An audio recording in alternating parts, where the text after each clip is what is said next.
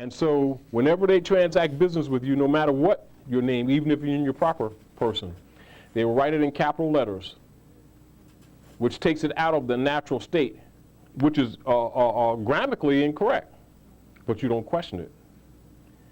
And so they list you as a corporation, which makes you taxable again. So then they tax you for transacting business, and a corporation has to pay to be able to work, which is why you need licenses to work. They're revenue raisers, right? You are operating conceptually that this is supposed to be this way because this is government, and you got paper. They don't really represent you, they're thieves.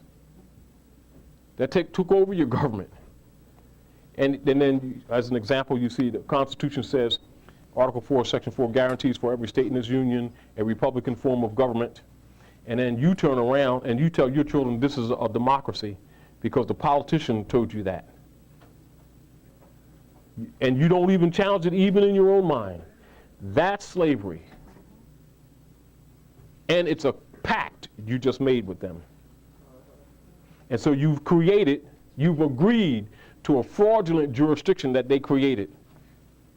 And then it makes it legal because you agree. Nationalization takes you out of that for the record.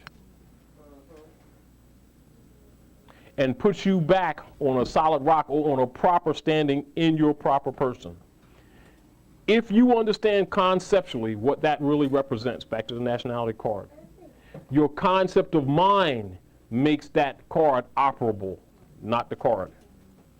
If you don't understand that conceptually, that card and any document you get is only a document of stuff, man, this is deep. Yeah, yeah, I'm gonna make them do, yeah, yeah, it just means nothing. You go out there and then all they need to do is challenge you on the nature of that brief, and they'll quickly understand that you don't understand it. You went to 7-Eleven, copied it, and somebody sold this thing to you, and you're under the concept that inalienable rights can be sold to you in a package, which immediately shows that you have no concept nor respect for governmental principles. At that time, it's rejected. And you'll say, oh man, that failed. I gotta go buy another paper. And you get caught up in that paper chase. When the real deal is, if you understand what that really means in its concept, that's all the documents. All the documents peripheral to this are only supportive. They're supportive of the activation of this. This is passive, isn't it? And it's a statement that's on here, right? Passive. These lights, these glass chambers with this tungsten steel in it, etc., and enclosed electrons and activated mercury and stuff. You put electricity to it, negative, positive pole, those electrons start bouncing around, heating up, and they create light, right? That's a vehicle for these chemical metal reactions and temperature reactions that create the light, come from resistance, am I correct? But they themselves are passive. You must apply them for them to have meaning of existing. With if the same metal that's there, same component parts are there, if that filament breaks, you toss it because it has no use, because it itself has no value. What it does is the value. It itself has no value. What it does, if you're conscious, is the value. So the value is abstract. If you can take it from the physical, metaphysical, put it in the abstract, and then regurgitate it, then it lives. If you can't, your concepts are wrong, and you don't understand it. And not that you shouldn't have it, but you should have it because it belongs to you. But whoever gave it to you didn't tell you the truth. And it cannot be sold. And if they sell it to you, they robbed you. Do you understand? So if somebody charges you a fee to do that, It costs finance for the transaction of this. And so you receive it at cost. okay. But there's no such thing as the function of this or this being sold for profit Right. by some special guy. Says, you know, super duper Taji guy selling these. No, it's bull. Don't. If somebody comes to you like that, don't even go for it. Because, you know, they're liars and they're thieves. Now, when you're in an organized order, wherein it deals with the function of your birthright, your dues, which is an agreed tax, supports your institution. From that is derived the cost that deals with your paperwork.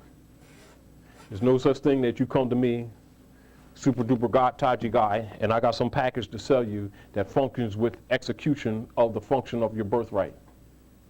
No, it's constitutions for that. All documents are in support of the enforcement of our Constitution. And anyone that deals with documents from government, etc., that doesn't recognize that or pretends they don't recognize that is a liar and a thief. Because they're already obligated to it. So even when you see political beings act like these documents, etc., are convoluted or they don't understand what they mean, they're lying. Because all of those documents are designed to call and demand the enforcement of our Constitution that all true American citizens have obligation to. And the judges of every state and the legislature and the judicial branch, etc., have obligation to uphold those principles. It is not a matter of their emotions, their beliefs, their religion, their choice. No religious test is required. This is the law supreme of the land. And you must understand that bringing you back here puts you back in the category of citizenship that you might receive your divine rights as citizens and your children also. And it is all already recognized. To that degree, it is incorporated into the government. Not incorporated to the negative that you don't understand or to some foreign incorporation. So do not confuse the incorporation of the United States Republic and the incorporated U.S. corporations that subvert the United States Constitution. And when you understand those principles, you can easily tell the difference. When you're dealing with people and they go into their conversations about these matters, if you understand the principles, you can easily tell when they get ready to deceive you. So it's important for you to understand those nuances. And it's important for you to understand what you have, what's here for you, so that you can understand when you receive it, what it is. You can read any document and also therefore edit it. For instance, like you're just becoming conscious in certain levels. However, if your concepts are correct, even in a short period of time, I can give you any general lawful legal document. You can almost tell me what jurisdiction it belongs in, whether it's legitimate, whether it's not. You can break it apart, analyze it, change the words, go to the thesaurus, and substitute other words because the words should have been better chosen for it. You can also recognize when certain words were injected in it deliberately to deceive you, and you take nothing for granted. Do you understand? Because all law is specific. And again, we're geared to bring you to that level of consciousness, to free you from both us and that. And then we come together as free people and agree to the principles that our forefathers set up for a just and right social order, i.e.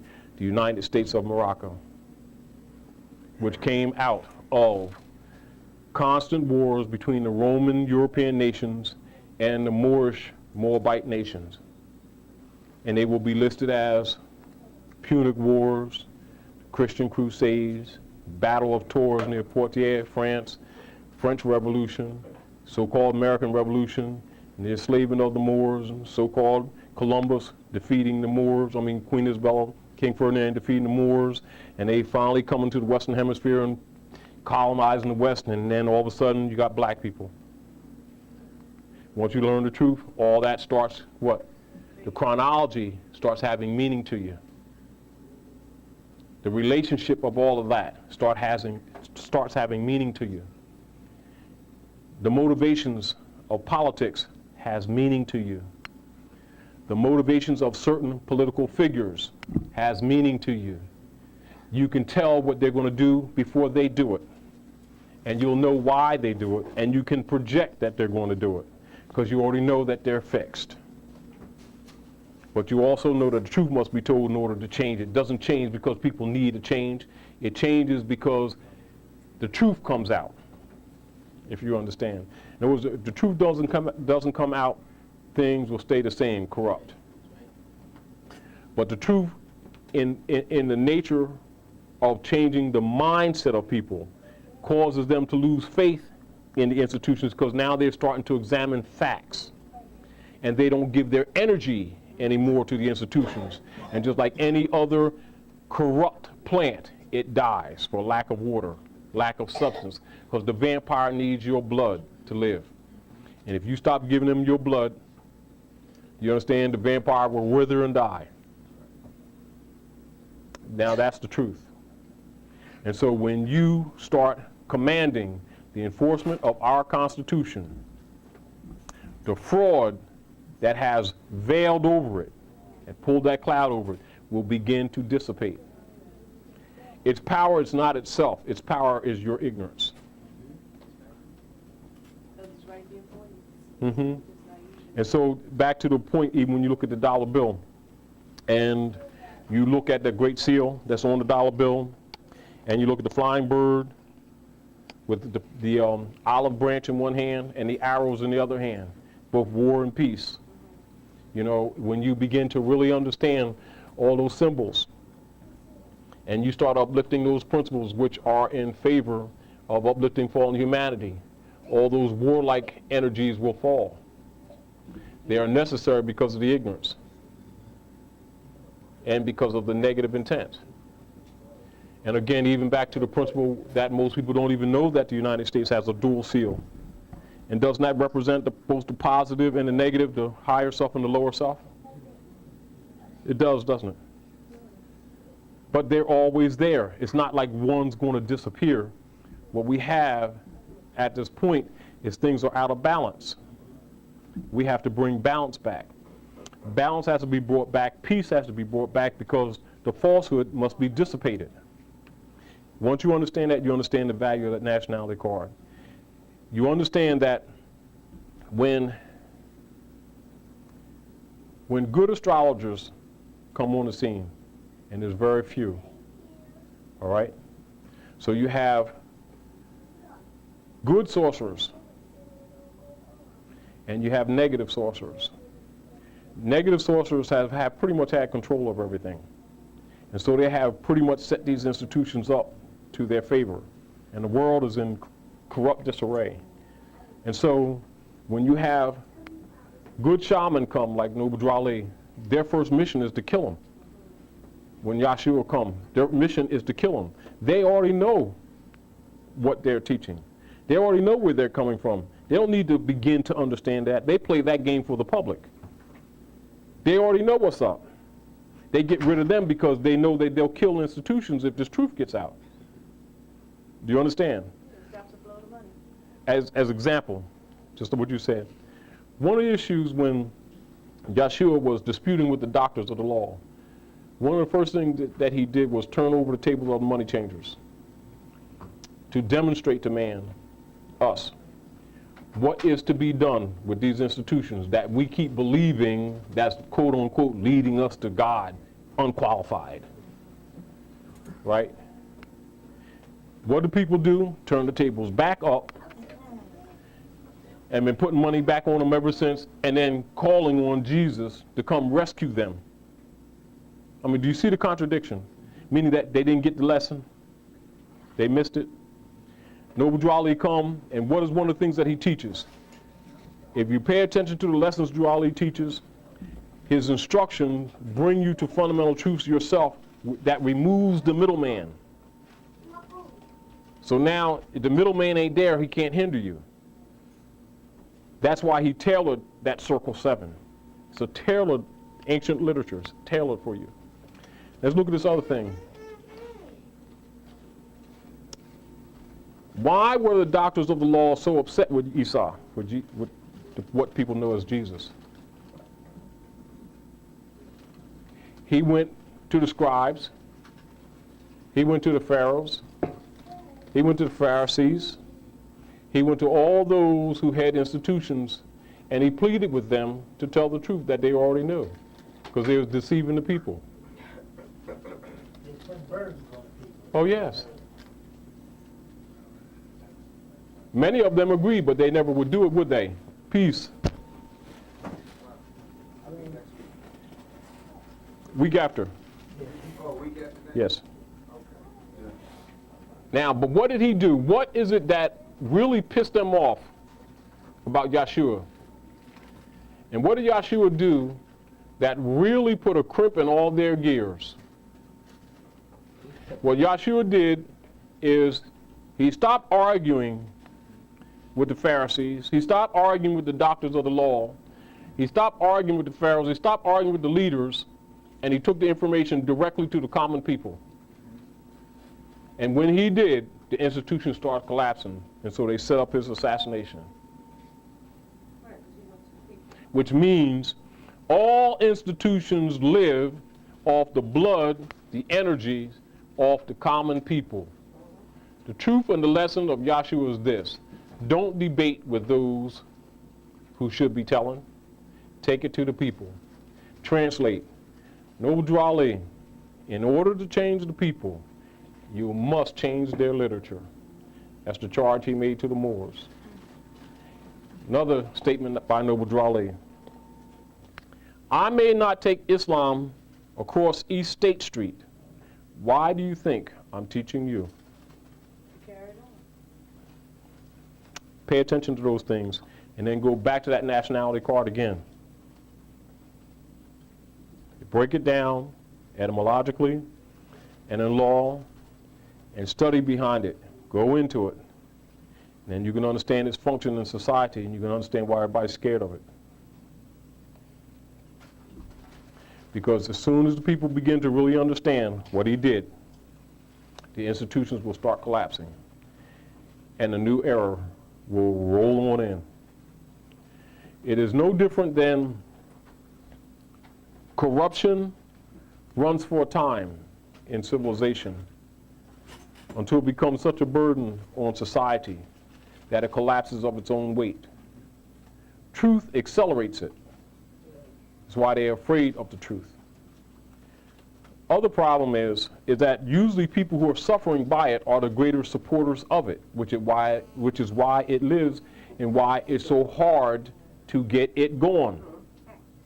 Because they keep thinking, you got to tell Pharaoh, why don't he tell us these things? You see where I'm coming from? Now it goes back to the issue. Yahshua come amongst me, he said, I come amongst my own, and they receive me not. Meaning that truthfully, we're never left without instruction. The people are usually hard-headed and rebellious, and it's not that they can't understand, because those who understand it can explain it. It don't need to be vague. What happens is people recognize that they're attached to institutions that have never did them any good, but they have their faith there, and they're willing to supplant their reasoning mind, reject the truth, in order to support institutions that they know are corrupt. And so the slavery goes on. That's all the problem is. People do not want change, and they're afraid of change, but they want the benefit of change. And they will fund a feigned effort to change. But they don't want to clean no doo-doo up in their own yard. You know, and so they suffer. What happens then, it compounds itself and they pass it to their children. And then some of them come back as their children's children and don't know, because they think they escaped this thing. And so we are our own mothers and fathers. We are our own ancients. And, you know, the sooner we understand that this is a cycle, the sooner we'll be willing to fix this thing and stop messing around. You know, but it's really up to us. But back to the key with the nationality cards, and we're going to close out. The nationality card is the first document you get when you come into the movement that verifies that you are part of a nation, active and not passive. Act on it and begin the processes of evolving into receiving your divine rights as citizens. Don't act on it and you may as well give it back and go back to the nigger state, because just being Moorish conscious is not good enough. And so when you understand the political threat to corrupt people, not to good people, to lawbreakers, not to law keepers, when you understand the threat that this is to corrupt organization, then you understand why very few people will talk about this properly, or just refer to it as religion to give you a concept that is based in belief, which is dismissible. Do you understand? But when you understand that it's based in your unalienable rights, in your actual divine birthrights, that is recognized by all the governments of the planet, then your concepts start to change, don't they? And you start taking it more serious, don't you? Then you understand, not only do you have to bring our people into correction, you have the command of those who have been holding our seats of government to come correct. That's what the paperwork issuance is about. And the nature of it is in the nature of commanding and demanding that they uphold their oath, affirmation, sworn allegiance to uphold our divine constitution. Anything outside of those principles is a fraudulent jurisdiction. The problem that you see with Moors and other people that are having both lawful and legal problems relative to these matters, whether it's money or what they are calling law or processes, is actually being brought into fraudulent jurisdictions that are not lawful in the first place. Now, the problem with the masses of the people is being clear on what is what and who is who. Because all law is what? Specific. And so your concepts must be refined by that knowing. You take nothing for granted. And so when you look at the principles of the three branches of government, the checks and balances, due process, the protections against bills of attainder, the protections against commands of specific performance, the protections against such matters relative to indictments, proper procedures, Fourth Amendment issues, the First Amendments, which is the Bill of Rights, the reasons for the Declaration of Independence, in counter to laws or rules of governance that are contrary to isonomy principles. You understand the reason for that Constitution. So to understand the reason for the Constitution, it is important to read the Declaration of Independence. It's also important to recognize that these documents did not originate with Europeans, contrary to what your beliefs are. And once you understand that, the game for everybody that's been BSing is over. But then you must come into the light with a good heart yourself. You must not come in with the intent of practicing the corruption that they have practiced. But you do observe what's going on. Islam, Queen. So our salvation means when enough of us understand it to the point to overturn the existent State of mind. right within us first. Yes. When enough of us collectively. It will occur by nature Okay. because the battle is in the mind. The altar is the hearts and minds of men. And once you really understand that, you'll understand the power of the spoken word and the written word when properly delivered. And also why when Dwali set up this mission, that he had a handful that are called adepts, which means expert, and taught them most specifically those truths, the truth and the divine truth. And their delegated charge and authority is to see that it gets to the people. Well, the Judas factor kicked in. And here we are again. You know, so understand the dynamics of what's happening. And don't be mad, don't be angry, observe. But if you understand the principles, then you know who's who. It's not even debatable. See, it's like, you know, it's not a matter of you believing anyone. And I suggest you don't even accept what I say. But cross-examine it, critique it, analyze it. Prove it untrue, and then you'll prove it correct by trying to prove it untrue. You know, but then it'll cause you to have to rethink your position and decide whether you're brave enough to stand for the truth or whether you want to, you know, how do you say, jump back in the crab basket. Because that's about what it is, and that's really what the nigger problem is. You know, and so in order to keep them calm, that's what they feed them religion to soothe them, to keep the natives from getting restless. Because the truth makes them recognize that rights are not given by governments. Rights are secured by governments because rights pre-exist divinely. And once you understand that nobody can turn around and steal your rights, then turn around and sell it to you as a contract of privilege, and then say that you're breaking the law because you don't have a license to a right. Because you would understand without somebody having to explain it to you.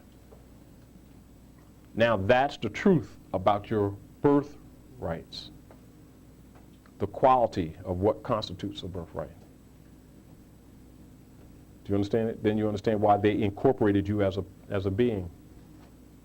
And it doesn't make corporation itself bad. It means understand what corporation is and understand when someone creates a corporation and tries to pull you into that jurisdiction, whether or not you belong there or if you agree to it, i.e. whether you challenge that jurisdiction that they created. And what they did, they created Negro, black, and colored, a set of Christian black codes from the church that set up a system in governance that dealt with the movement of these living beings, which is called chattel property, in a bureaucratic manner under wardship status, wards of the state, as stock being held by the European families with these Asiatics who bear their name, which indicates them as property.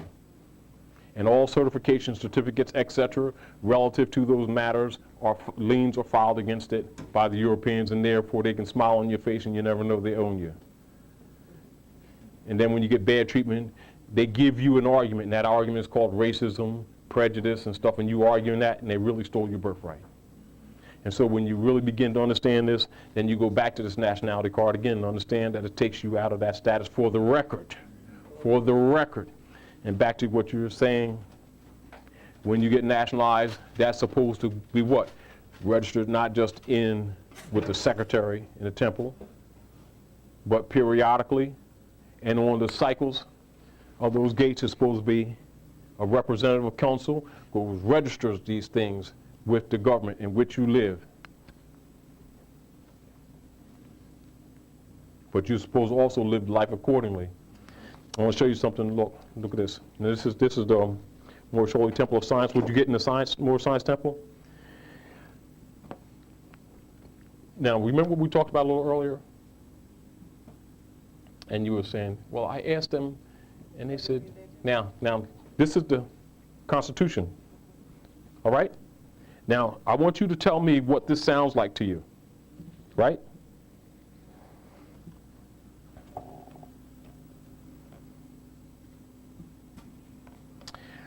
I'm going to go from Act 5.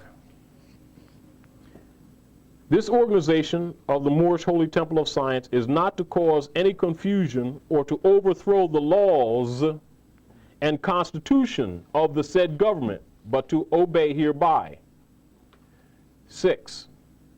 With us all members must proclaim their nationality, and we are teaching our people their nationality and their divine creed that they may know that they are a part and parcel of this said government, and know that they are not Negroes, colored folks, black people, or Ethiopians, because these names were given to slaves by slaveholders in 1779 and lasted until 1865 during the time of slavery.